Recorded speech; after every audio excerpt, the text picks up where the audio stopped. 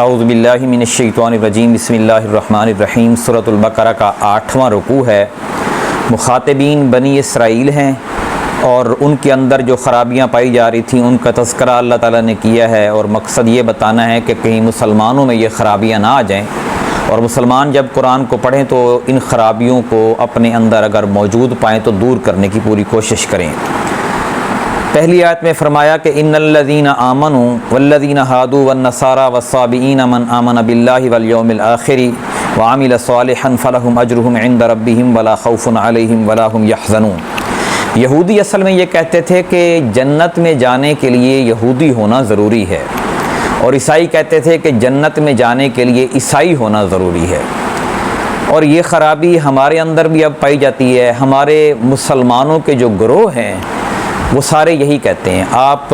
بریلویوں میں جائیں تو وہ یہی کہیں گے کہ جنت میں آپ تب جائیں گے جب آپ بریلوی بنیں، اور دیوبندیوں میں جائیں تو وہ بھی یہی کہیں گے کہ جنت میں آپ تب جائیں جب دیوبندی بنیں گے، یا اہل حدیث بنیں گے، یا اہل تشیع بنیں گے۔ یعنی ہر گروہ جو ہے وہ یہی سمجھتا ہے کہ وہ حق پر ہے اور باقی سارے باطل پر ہیں۔ اللہ تعالیٰ نے ان سب کا جواب اس آیت میں بڑے اختصار اور بڑی وضاحت بھی ساتھ کر دی کہ جو لوگ ایمان لے آئیں، ایمان لے آنے سے کیا مراد ہے؟ وہ وہی مراد ہے جو ہم نے پہلے رکوع میں پڑھا تھا کہ اللہ کو مان لیں، آخرت کو مان لیں، اور فرشتوں کو مان لیں، کتابوں ساریوں کو مان لیں۔ جو لوگ ایمان لے آئیں یعنی مومن، جسے اب ہم کہتے ہیں کہ ہم مومن ہیں، ہم ایمان والے ہیں، ہم مسلمان ہیں، تو اللہ نے فرمایا جو بھی مومن ہے، جو بھی ایمان لے آئیں، جو بھی ایمان والے ہیں، اور جو لوگ یہودی ہیں، اور جو لوگ عیسائی ہیں، اور جو لوگ بے دین ہیں، جن کو وہ یہودی جو تھے وہ کہتے تھے کہ ہم ہی پڑھے لکھے ہیں اور یہ مکہ کے لوگ یا ادھر ادھر کے لوگ یہ تو ان پڑھ جاہل ہیں، تو ان کی کوئی اوقات نہیں ہے ہمارے نزدیک۔ اللہ نے فرمایا کہ چاہے مومن ہیں یعنی مسلمان ہیں، چاہے یہودی ہیں، چاہے عیسائی ہیں، چاہے بے دین لوگ ہیں، یعنی جو الہامی کتابوں کو مانتے ہی نہیں ہیں، جیسے اب چائنا کے لوگ ہیں، وہ کہتے ہیں خدا ہے ہی نہیں، اور بس جو دنیا زندگی ہے وہ دنیا کی زندگی ہے۔ اور اب تو جو بے دین لوگ ہیں جن کو ہم ایتھسٹ کہتے ہیں وہ اب پاکستان میں بھی بہت پائے جاتے ہیں، پوری دنیا میں پائے جاتے ہیں، ان کو نزدیک کہ خدا ہے ہی نہیں۔ اللہ نے فرمایا چاہے تمہارا نام جو بھی ہو، اگر تم اللہ کو مانتے ہو، نام سے فرق نہیں پڑتا، چاہے تم یہودی ہو، عیسائی ہو، صابی ہو، مومن ہو، اور پھر جو مرضی تمہارا گروہ ہو، اگر تم اللہ کو مانتے ہو اور آخرت کو مانتے ہو، تمہارا یہ یقین ہے کہ دنیا کی زندگی عارضی ہے اور یہاں کے ہر عمل کا حساب تمہیں مرنے کے بعد دینا پڑے گا، ایک دن قائم ہوگا، اس دن کی بادشاہت اللہ تعالیٰ کے پاس ہوگی اور ہر بندہ کھڑے ہو کر اپنے تمام زندگی کے اعمال کا حساب دے گا، اور جس کا یہ ایمان ہو یعنی اللہ پر ایمان اور آخرت پر ایمان، اور وہ دنیا میں عمل بھی اچھے کرتا ہو۔ یہ جو صالح عمل ہوتے ہیں یہ ہر معاشرے میں ہی صالح تصور کیے جاتے ہیں، صرف مسلمانوں کے ہاں صالح نہیں ہوتے۔ آپ دنیا کے جس کونے میں چلے جائیں تو اس سے پوچھیں کیا بھئی جھوٹ بولنا ٹھیک ہے؟ وہ کہے گا بالکل ٹھیک نہیں ہے، یہ غلط بات ہے۔ چاہے آپ چائنا میں چلے جائیں، رشیا میں چلے جائیں، دنیا کے جس کونے میں جس فرد سے بات کر لیں وہ خود جیسا بھی ہوگا، وہ کہے گا یار جھوٹ نہیں بولنا چاہیے۔ اچھا ملاوٹ کرنا کیسا ہے؟ وہ کہے گا بالکل نہیں۔ اچھا تو دوسروں کو دھوکہ دینا وہ کہے گا بالکل غلط کام ہے۔ اچھا کسی کو ناحق قتل کرنا وہ کہے گا بالکل غلط کام ہے۔ اچھا کسی کے ساتھ زیادتی کرنا غلط کام ہے، چوری کرنا غلط کام ہے، ڈکیتی ڈالنا غلط کام ہے۔ انہی کو عمل صالح کہتے ہیں کہ یہ وہ اعمال ہیں جو فطرت پر مبنی ہیں، اور جو بندہ بھی عمل صالح کرے گا فَلَهُمْ أَجْرُهُمْ عِنْدَ رَبِّهِمْ، اس کا اجر اللہ کے پاس ہے۔ اب یہ عمل صالح کرنے والے چاہے عیسائی بھی ہوں، اگر ان کا اللہ پر ایمان ہے اور آخرت پر ایمان ہے، وہ عمل صالح کر رہے ہیں تو اللہ تعالیٰ ان کو بھی اجر دے گا۔ آپ یہ نہیں کہہ سکتے کہ ہم ہی اللہ کے پسندیدہ ہیں اور ہمیں اجر ملے گا۔ اللہ تعالیٰ کو اپنی ساری مخلوق سے پیار ہے، اور جو بھی اس کو ماننے والا ہے، آخرت کو ماننے والا ہے اور عمل صالح کر رہا ہے، اپنا کام نیک نیتی سے کرتا ہے، کسی کے ساتھ زیادتی نہیں کرتا، کسی کا مال ناحق کھاتا نہیں ہے، چوری ڈکیتی نہیں کرتا، ظلم نہیں کرتا، قتل خون ریزی نہیں کرتا، رازنیاں نہیں کرتا، رشتہ داروں کے ساتھ حسن سلوک کرتا ہے، لوگوں کے قصور معاف کرتا ہے، تو اس کا اجر اللہ کے ذمے ہے۔ ولا خوف علیہم ولا هم یحزنون، اور ان پر کوئی نہ خوف ہوگا اور نہ وہ غمگین ہوں گے، یعنی اللہ تعالیٰ کے ہاں وہ خوش و خرم ہوں گے۔ تو یہ ایک بنیادی سبق ہے جو اللہ نے ہمیں دی ہے کہ اپنا نام وہ رکھ لینے سے اب ہمارے ہاں مصیبت یہ ہے کہ ایک جماعت بنتی ہے اور وہ جماعت نیک نیتی سے کام کر رہی ہوتی ہے، اور شخص اپنا اس جماعت میں نام گنوا کر فارم فل کر کے یہی سمجھتا ہے کہ وہ جنتی ہو گیا ہے۔ حالانکہ جماعت میں تو آپ شامل اس لیے ہوئے ہیں کہ آپ نیک کام اجتماعی طریقے سے کریں، ایک طاقت بن جائے اور وہ طاقت کفر کے خلاف غلبہ حاصل کرنے کی کوشش کرے، جد و جہد کرے، نہ کہ اس لیے کہ آپ اس جماعت کا فارم فل کر کے اور اس کے بعد آپ یہ کہیں یہ جنتی ہیں۔ یہ نہیں ہو سکتا، چاہے آپ جماعت کوئی بھی ہو۔ جنتی جو بنیں گے وہ آپ اپنے اعمال اور آپ اپنے عقیدے اور آپ اپنے ایمان کی وجہ سے بنیں گے، چاہے آپ جس بھی جماعت میں ہیں۔ آپ اہل تشیع میں ہیں، آپ اللہ پر ایمان رکھتے ہیں اور آپ آخرت پر ایمان رکھتے ہیں اور آپ عمل صالح کر رہے ہیں، تو آپ کو اللہ تعالیٰ اجر دے گا۔ آپ دیوبند میں ہیں، آپ بریلوی میں ہیں، آپ اہل حدیث میں ہیں، یا اور بھی بہت سارے اب تو مسلک اور گروہ مسلمانوں میں آ چکے ہیں، تو آپ کا تعلق جس بھی مسلک اور گروہ سے ہے، اور اگر آپ فطرتاً اچھے انسان ہیں تو اللہ تعالیٰ آپ کو اجر دے گا۔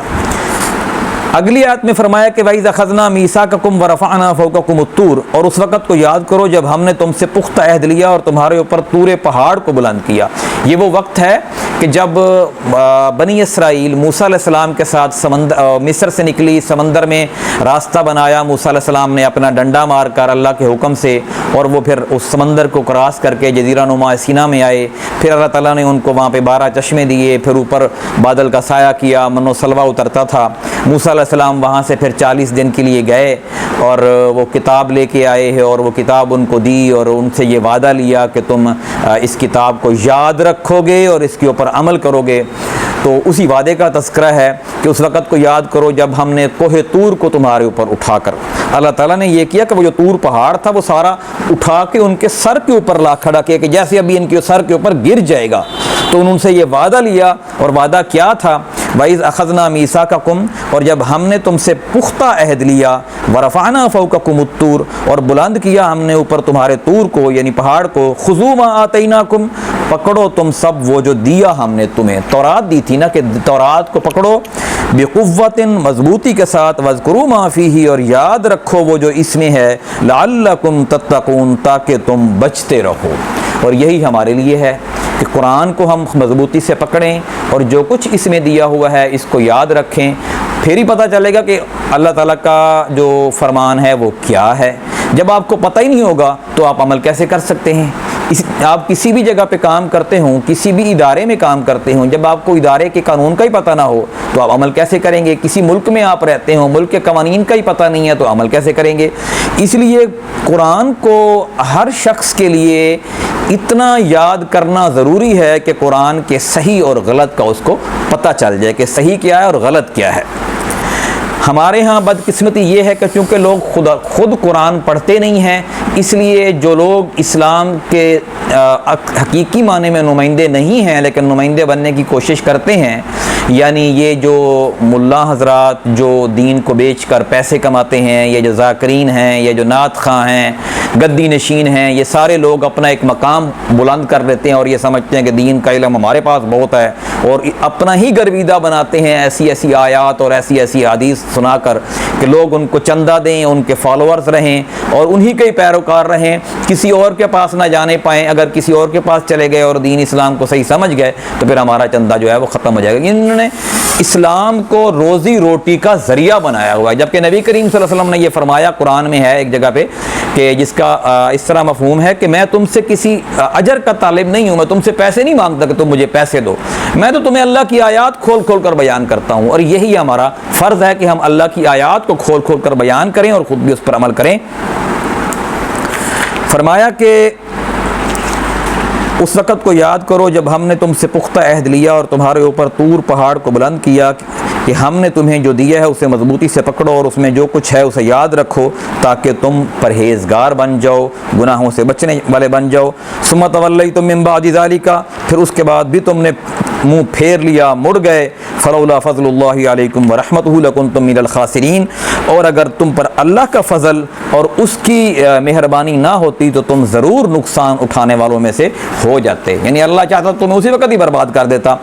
وَلَقَدْ عَلِمْتُمُ الَّذِينَ اعْتَدَوْا مِنْكُمْ فِي السَّبْتِ فَقُلْنَا لَهُمْ كُونُوا قِرَدَةً خَاسِئِينَ، اور یقیناً تم ان لوگوں کو جانتے ہو جنہوں نے تم سے پہلے ہفتہ کے دن کے حوالے سے حد سے تجاوز کیا تھا، سو ہم نے ان سے کہہ دیا کہ تم ذلیل بندر بن جاؤ۔ یہ وہ واقعہ ہے، آگے تفصیل سے آئے گا سورہ الاعراف میں، کہ یہودیوں کو یا بنی اسرائیل کو اللہ تعالیٰ نے کہا کہ باقی سب دن کاروبار کرو، ایک ہفتے والے دن عبادت کیا کرو، ہفتے والے دن تم نے مچھلیاں نہیں پکڑنی، لیکن انہوں نے ہفتے والے دن ہی مچھلیاں پکڑنا شروع کر دی کیونکہ ہفتے کو مچھلیاں زیادہ آتی تھیں، تو اللہ تعالیٰ نے ان کو بندر بنا دیا۔ فَجَعَلْنَاهَا نَكَالًا لِمَا بَيْنَ يَدَيْهَا وَمَا خَلْفَهَا وَمَوْعِظَةً لِلْمُتَّقِينَ، پھر ہم نے اسے وہاں موجود لوگوں اور پیچھے آنے والوں کے لیے نشان عبرت اور متقیوں کے لیے باعث نصیحت بنا دیا کہ دیکھو جو نافرمان ہوتے ہیں ان کو اللہ کیسے برباد کرتا ہے۔ اس کے آگے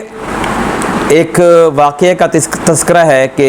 موسیٰ علیہ السلام کی قوم میں یعنی بنی اسرائیل میں ایک شخص قتل ہو گیا، لیکن پتہ نہیں چل رہا تھا کہ وہ شخص کا قاتل کون ہے۔ تو موسیٰ علیہ السلام نے کہا کہ اللہ تعالیٰ سے دعا کی، کیونکہ ان کی قوم نے کہا کہ اپنے رب سے دعا کرو کہ ہمیں پتہ چل جائے کہ اس شخص کا قاتل کون ہے۔ تو انہوں نے رب سے دعا کی تو اللہ تعالیٰ نے کہا کہ ان سے کہیں کہ گائے کو ذبح کریں اور اس کا گوشت جو ہے وہ اس شخص کی جسم کے ساتھ لگائیں تو یہ بول پڑے گا اور بتا دے گا کہ اس کا قاتل کون ہے۔ اصل میں ان کے اندر گائے کی محبت تھی، وہ گائے کو پچھلے پرانے دور میں اپنے دور جاہلیت میں وہ گائے کی عبادت کرتے تھے اور گائے کو خدا مانتے تھے جیسے اب ہندو مانتے ہیں۔ تو اللہ تعالیٰ نے ایک تو اس کا خاتمہ کرنا تھا کہ گائے کوئی خدا نہیں، اس کو ذبح کر سکتے ہو اور اس کا گوشت بھی کھا سکتے ہو، اور دوسرا یہ کہ ان کا امتحان بھی لینا تھا کہ کس طرح اللہ تعالیٰ مردوں کو زندہ کرتا ہے اور وہ بول پڑتے ہیں، اور تیسرا یہ کہ ان کے اندر جو چال بازیاں تھیں بنی اسرائیل کے اندر خرابیاں تھیں ان کو بھی ہائی لائٹ کرنا تھا۔ تو حکم تو یہ ہوا کہ گائے کو ذبح کرو، گوشت لگاؤ، مردہ بول پڑے گا، لیکن انہوں نے اتنے سوال پہ سوال کیے کہ وہ معاملہ ان کے لیے پیچیدہ ہو گیا اور پیچیدہ تر ہوتا گیا اور ان کے لیے ایسی گائے کو ڈھونڈنا مشکل ہو گیا۔ مثلا ایک شخص کو میں کہتا ہوں یار پانی تو پلا دو گلاس میں، تو وہ اگر آگے سے یہ کہنا شروع کر دے کہ کیسا گلاس ہو، میں کہوں گا اچھا ویسا گلاس ہو جس کے ایک سائڈ پہ سفید پھول ہو، ایک سائڈ پہ سرخ پھول ہو، تو وہ اس کو ڈھونڈنا شروع کر دے گا۔ بات تو یہ تھی کہ وہ پانی کا گائے تو گلاس میں لے کے آ جائے۔ تو اس طرح وہ جب ان کو یہ کہا گیا کہ گائے ذبح کرو اور گائے جو ہے وہ اس کا گوشت لگاؤ گے تو مردہ بول پڑے گا، انہوں نے سوال و جواب شروع کر دیا۔ اب آپ اس کا ترجمہ سنیں۔ اور اس وقت کو یاد کرو جب موسیٰ نے اپنی قوم سے فرمایا کہ بے شک اللہ تمہیں یہ حکم دیتا ہے کہ ایک گائے ذبح کرو، اور وہ کہنے لگے کہ کیا تو ہم سے مذاق کرتے ہو؟ یعنی موسیٰ علیہ السلام کو کہنے لگے کہ یہ کیسا طریقہ ہے کہ گائے ذبح کریں اور وہ مردہ بولے گا، اللہ ویسے بھی تو بلا سکتا ہے کہ تم مذاق کر رہے ہو۔ قال اعوذ باللہ ان اکون من الجاہلین، موسیٰ علیہ السلام نے فرمایا کہ میں اس بات سے اللہ کی پناہ میں آتا ہوں کہ میں جاہلوں میں سے ہو جاؤں۔ یعنی آپ کو جھوٹ بولنا یا مذاق میں بھی جھوٹ بولنا یہ جہالت ہے، ایسا نہیں کرنا چاہیے۔ قالوا ادع لنا ربک یبین لنا ما ہی، وہ کہنے لگے کہ آپ اپنے رب سے دعا کر دیجئے کہ وہ ہمارے سامنے واضح کر دے کہ وہ گائے کیسی ہو۔ قال انہ یقول انہا بقرۃ لا فارض ولا بکر، موسیٰ علیہ السلام نے فرمایا کہ وہ اللہ فرماتا ہے کہ وہ گائے نہ بوڑھی ہو اور نہ کنواری ہو، بن بیاہی ہو، عوان بین ذالک، اس کے درمیان کی عمر والی ہو، لہذا ففعلوا ما تؤمرون، لہذا تمہیں جو حکم دیا گیا اسے کر گزرو۔ بے درمیان کی عمر کی آپ چلیں گائے ڈھونڈ لو اور کرو۔ پھر انہوں نے سوال کیا، وہ کہنے لگے قالوا ادع لنا ربک یبین لنا ما لونھا، کہ اب آپ اپنے رب سے دعا کر دیجئے کہ وہ ہمارے سامنے واضح کر دے کہ اس کا رنگ کیسا ہو۔ قال انہ یقول انہا بقرۃ صفراء، موسیٰ نے کہا کہ وہ فرماتا ہے کہ وہ گائے گہرے زرد رنگ کی ہو، فاقع لونھا تسر الناظرین، اس کا رنگ دیکھنے والوں کو بھلا معلوم ہوتا ہو، یعنی خوبصورت ہو، اٹریکٹیو ہو۔ قالوا ادع لنا ربک یبین لنا ما ہی، وہ کہنے لگے کہ آپ اپنے رب سے دعا کر دیجئے کہ وہ ہمارے سامنے واضح کر دے کہ وہ گائے کیسی ہو. یعنی وہ سوال پہ سوال کی جا رہے. ان البقرہ تشابہ علینا, کیونکہ ہم گائے کے حوالے سے شبہ میں پڑ گئے ہیں. وَإِنَّا إِن شَاءَ اللَّهُ لَمُهْتَدُونَ, اور اگر اللہ نے چاہا تو ہم ضرور پالیں گے. چونکہ اب انہوں نے انشاءاللہ کہا تو اللہ نے ان کو کامیابی دے دی. قَالَ إِنَّهُ يَقُولُ إِنَّهَا بَقَرَةٌ لَا ذَلُولٌ تُثِيرُ الْأَرْضَ وَلَا تَسْقِي الْحَرْثَ مُسَلَّمَةٌ لَا شِيَةَ فِيهَا. موسیٰ نے کہا کہ وہ فرماتا ہے کہ وہ گائے نہ تو محنت کرنے والی ہو کہ زمین میں ہل چلاتی ہو, اور نہ ہی کھیت کو سیراب کرتی ہو, وہ بے عیب ہو, اس میں کوئی داغ نہ ہو. یعنی جیسے ہم پرانے دور میں تو یہی ہوتا تھا نا, یہ گائے بیل ہی چلاتے تھے سارا کچھ. قالوا الآن جئت بالحق فذبحوها وما كادوا يفعلون. وہ کہنے لگے کہ اب آپ حق بات لے کر آئے, سو انہوں نے اسے ذبح کر دیا اور لگتا نہ تھا کہ وہ ایسا کر لیں. تو آگے اس کی مزید اگلے رکوع میں تفصیل بھی آئے گی, ہم پڑھیں گے. تو بتانا یہ مقصود ہے کہ جب اللہ تعالیٰ کسی کام کا حکم دے تو اصل میں اس کام کو کرنا چاہیے. اس کی مثال جو آج کے دور میں مسلمانوں کے اندر ہے وہ یہ ہے, اللہ نے پورے قرآن میں حکم دیا کہ نماز پڑھو, کہیں اللہ نے طریقہ نہیں لکھا. مسلمان اس بات پہ لڑ رہے ہیں کہ نماز کیسے پڑھیں, ہاتھ چھوڑ کے پڑھیں یا ہاتھ باندھ کے پڑھیں, آمین اونچی کہیں یا آہستہ کہیں, امام کے پیچھے سورۃ الفاتحہ پڑھیں یا نہ پڑھیں, نماز کے بعد دعا کٹھے بیٹھ کے مانگیں یا ہر کوئی علیحدہ مانگے. تو یہ وہ خرافات ہیں جو یہودیوں اور عیسائیوں میں تھیں اور اب مسلمانوں میں آنا شروع ہو گئی ہیں. بھائی اللہ تعالیٰ نے جب کسی کام کا آپ کو حکم دیا ہے اور وہ ہے نماز پڑھنا اور اللہ کی رضا کے لیے پڑھنا, تو جیسے آپ پڑھ سکتے ہو اللہ کی رضا کے لیے اور یہ سمجھتے ہو کہ اللہ کے رسول صلی اللہ علیہ وسلم نے ایسے ہی پڑھی ہے تو آپ کو پڑھنی چاہیے. اور اگر کوئی اور ایسا سمجھتا ہے کہ اللہ کے رسول نے ایسی پڑھی ہے تو وہ اس کا مقصد بھی اگر اللہ کی رضا ہے تو وہ بھی ٹھیک کر رہا ہے, آپ کو اس کو بھی غلط نہیں کہنا چاہیے. اللہ تعالیٰ سے دعا ہے کہ ہم نے قرآن کو جو آج سورۃ البقرہ کا 8واں رکوع پڑھا ہے اس کو سمجھنے کی توفیق عطا فرمائے اور ہمیں ان خرافات سے بچائے. اور ہم نیک نیتی سے اللہ سے دعا کرتے ہیں کہ بالکل ویسا ہی قرآن کو ہمیں سمجھنے کی توفیق عطا فرمائے جیسے اللہ کے رسول صلی اللہ علیہ وسلم نے سمجھا ہے. جزاک اللہ.